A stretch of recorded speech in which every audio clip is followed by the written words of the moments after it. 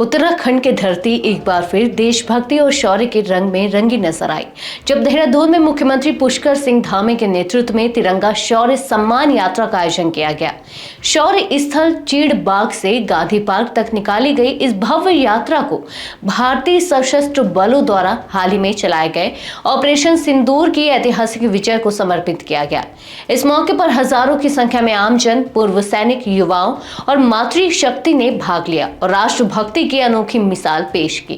नमस्कार, मैं हूं विजय और आप देख रहे हैं यूपी न्यूज। आज की रिपोर्ट में हम बात करेंगे इस यात्रा की खास बातों, नेताओं के बयान और उस भावना की जो पूरे माहौल में देखने को मिली। मुख्यमंत्री ने शौर्य स्थल पर पुष्पांजलि अर्पित कर शहीदों को श्रद्धांजलि दी और ऑपरेशन सिंदूर में भाग लेने वाले सभी सुरक्षा बलों को नमन किया।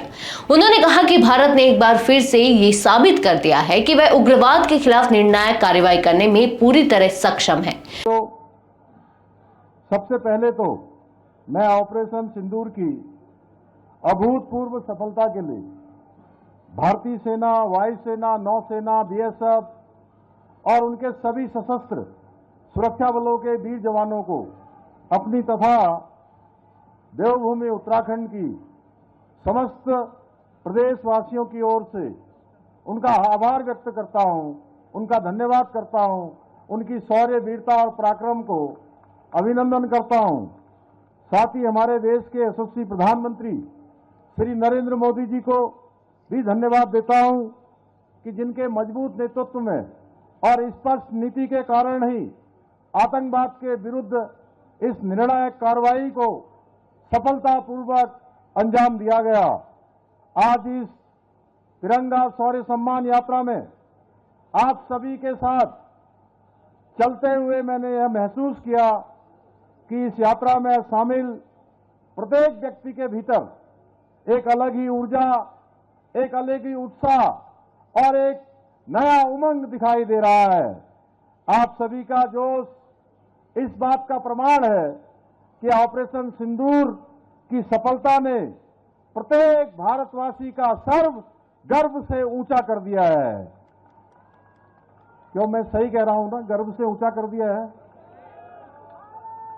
भाइयों बहनों, 22 अप्रैल को पहलगाम में हुए आतंकी हमले ने देश और दुनिया को झकझोर कर रख दिया।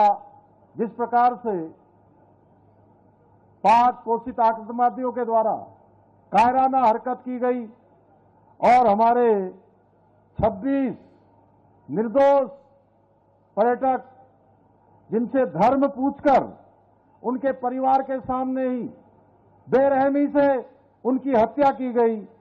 इस अमानवीय क्रूरता के पीछे उन आतंकवादियों की मंशा भारत में दंगा भड़काने की थी, परंतु इस हमले के बाद पूरा देश आतंक के खिलाफ निर्णायक कार्रवाई की मांग को लेकर एकजुटता के साथ, एकता के साथ खड़ा हो गया। भाइयों बहनों, उसी विभत्स आतंकी हमले का जवाब देते हुए आदरणीय प्रधानमंत्री श्री नरेंद्र मोदी जी के नेतृत्व में हमारी सेनाओं ने अभूतपूर्व साहस का परिचय देते हुए ऑपरेशन सिंदूर को अंजाम दिया और हर आतंकी और उनके आकाओं को यह स्पष्ट रूप से समझा दिया कि भारत की बेटियों के सिंदूर के और आंख उठाने का क्या परिणाम होता है। मुख्यमंत्री धामी ने ऑपरेशन सिंदूर के जरिए भारत की सैन्य ताकत और साहस को दुनिया के सामने लाने के लिए प्रधानमंत्री नरेंद्र मोदी के नेतृत्व की सराहना की।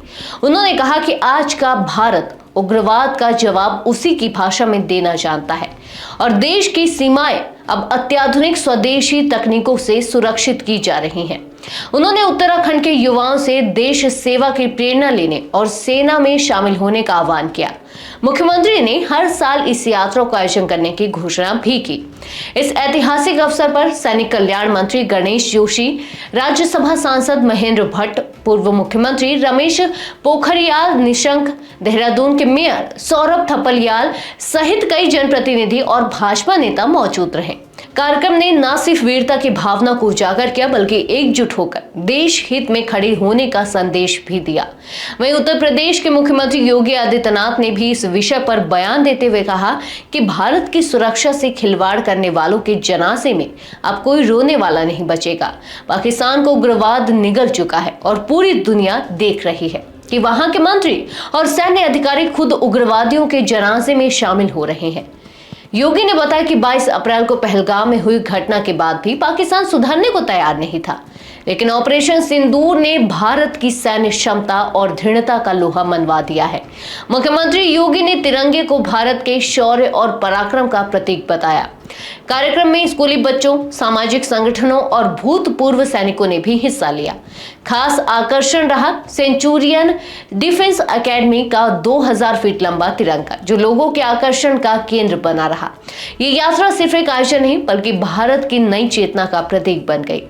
आज के लिए बस इतना ही। अगर आपके इलाके में कोई समस्या है तो आप चुप मत रहिए, अपनी खबर या शिकायत हमें भेजिए।